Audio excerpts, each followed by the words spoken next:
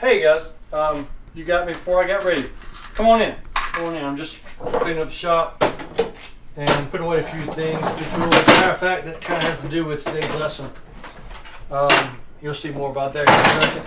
But I'm glad you're doing well. Hope you had a good week. And just want to kind of hang out. I guess we don't need to play Name That Room. This is my room. Miss Stephanie's probably going to have a fit. This is probably our worst room in the house. Needed a little picking up, and it still needs a lot more. But thanks for joining me today. Wanted to share something a little personal with you today that is a little more serious than usual. I know we're coming up on Easter, and I want to talk to not only our situation, our season that we're going through. Also, I want to lean into Easter and several stories that lead up to that. We've talked about the donkey. We've talked about the water jug and several backstories. But as I read this story, there's a story that's very personal to me. That story is the story to where Jesus is meeting with his disciples and having the Last Supper. And why that's important to me. Let me pause just there for a moment and give you a little backstory. I lost my father a few years back. It was a hard loss. Me and my dad were thick as thieves, really close to my father. Loved my father. And he was struggling with cancer. And it was a long, painful process. And it was just painful to watch him diminish and be bedridden and what we went through as a family. And at the end of that travel, what we went through, and I remember going to my dad's bed and him being able to communicate still, and me asking my father, Dad, what can I do for you? What can I do? I just felt so helpless in that situation. And I remember my dad's response. He looked up at me and said, can you go clean up my garage, my shed? That's why we're here today. And I remember thinking that's silly. We all knew that the end was coming, that my dad would never return to his shop. However, that seemed to be preying on his mind. He was worried about what others maybe thought of his shop or how bad of a shape he left it before he didn't know he was getting sick. My dad was an organized guy, a lot better than this shed. But he was concerned. And at the time, I kind of thought, this is crazy, but sure, Dad. I'll rearrange the furniture on the Titanic's deck. So I went out to his shop and I began to pick up tools that were out of place and put them in place. And as I would pick up a tool like this one, I would pick up a tool and I would flash back to the moment that my dad taught me how to use one of these correctly and safely. So never get your hand close to this. Be careful, it may do this. And look over the top, not out of the bottom, and you can blow the dust out of the way so you can always see the line that you're on. I can hear his words as he stood next to me and over my shoulder and would be careful. He knew if he didn't return me back to my mom in one hand and with all 10 digits, he'd be in trouble. But as I was out in his shop and I was putting away tools, I began to cry. And I had not cried that much at that point, but I kind of reminisced and had some sweet connections with my dad as I picked up. And I remember the day that I used my dad's good chisel as a screwdriver and messed it up, and he was very gracious, and I saw that, and he had taken that chisel and grounded it down, made it usable again, and it was never the same again. But I remember him saying those words. He was always so gracious, and I was so grateful to go out into his shed, and even though I wasn't there with him, I reconnected with him. And I don't know if my dad really needed that done, or maybe he had this incredible insight. I know that my Heavenly Father did, because he sent me out into my dad's shed to reconnect with my Father.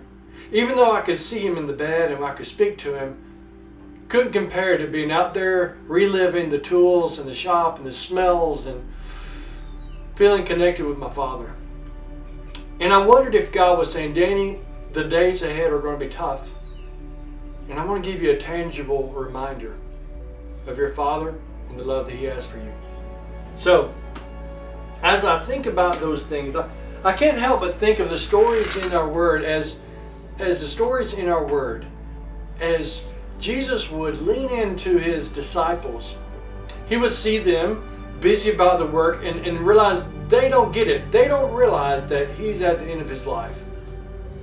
And then he would give them tangible things to do that seemed like just another ritual, another task, but in a way they were like sending them out to the tool shed to reconnect with them, because there would be a day that he would not be with them physically, and that they could do these things and reconnect with him. So as we read this passage in Matthew 26, verse 26, it seems like a simple passage. Why don't you look at it a new way? As they were eating, Jesus took bread, blessed it and broke it, gave it to his disciples and said, "Take, eat, this is my body." Then he took a cup, and after giving thanks, he gave it to them and said, "Drink from it, all of you, for this is my blood, that has established the covenant. It is shed for many for the forgiveness of sins. But I tell you, from this moment, I will not drink of the fruit of the vine until the day I drink it anew in my Father's kingdom with you." As I read that passage, I don't just read a passage about them eating food. Matter of fact, it was a Passover. That was common. But what we do have is Jesus looking around at a table full of guys that are hustling, bustling. They're talking about business, what they're going to do a week or 2 weeks from now. And he's going, "Oh my goodness, your world will be turned upside down in moments, days. What can I give you that will help you remember and help you keep focused and centered on me?" And he took the Passover meal that they had done time and time again and made it fresh and new and said, No, you've done it, and you know of it as Israel's escape from Egypt. But I want you to look at this bread. This bread signifies my body, and I'm giving it for you. This is this is no longer wine or juice. This is my body given for you. When you do it in remembrance of me. Now, the funny thing is, when I was a young man, I was in church, and we had a big table in front of our church, kind of like we do at Pleasant Hill. And engraved in the front of it said, "In remembrance of me." And I always thought, I wonder who died and left us that table. I thought maybe on the back side it says, "In memory of Lois Clark." I don't know. But I always thought somebody left it and said, "In remembrance of me." I never really kind of grasped the wholeness of that until I got older. And I thought, wow, God says, "I want you to do this in remembrance of me." It's just like when I picked up that tool and I said, "This is how my dad taught me. This is what my dad did. And this is, I still hear his voice. I still feel his presence. I still smell the smell of motor oil on my dad's shirt."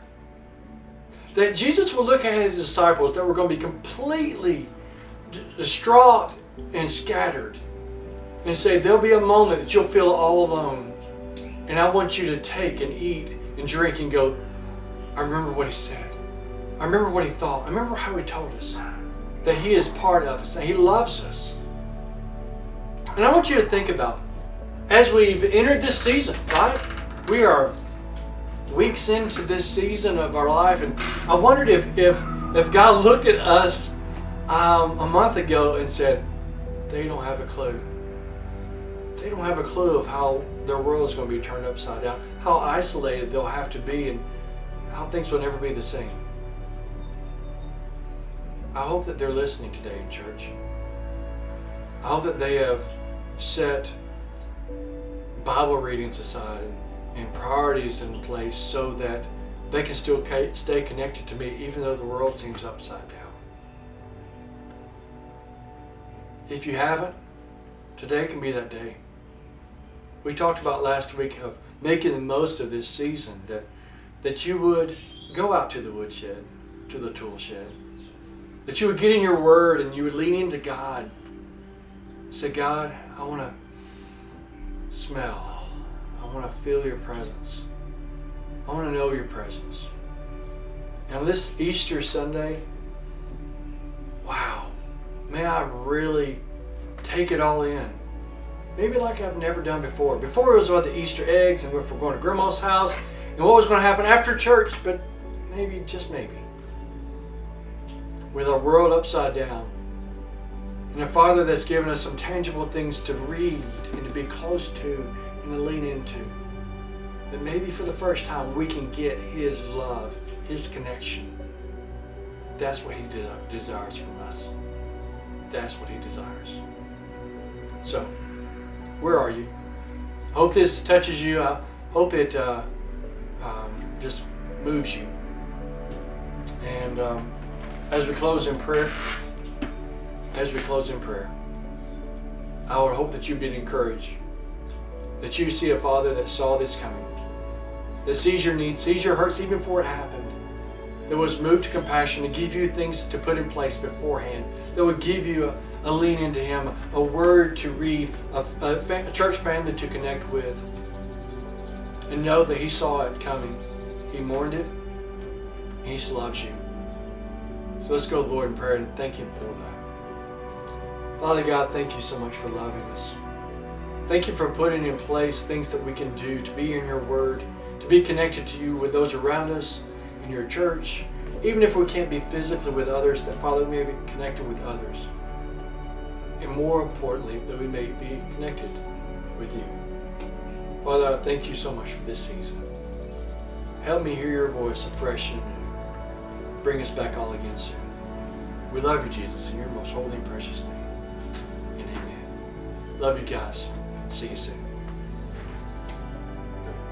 Hey guys, real quick, before you go, if you don't mind, text me. What I want to do is send you a invitation to a Zoom. That way we can all kind of play. I got about 2 or 3 games, so it'll be kind of fun to play as a group. Try to keep it short tonight. It was kind of heavy. Thank you for staying with me. But hopefully we can play some games and connect afterwards. So text me, say I'm in. Just say I'm in to Brother Danny. You got my number. And I'll send you that invitation to Zoom and see if we all can get. Make sure you also have the Zoom app. If you don't, I'll send you a link to that, so don't worry about that.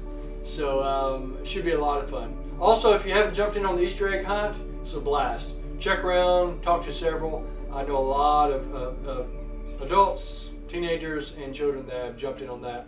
Should be a lot of fun. So I'll see you here shortly.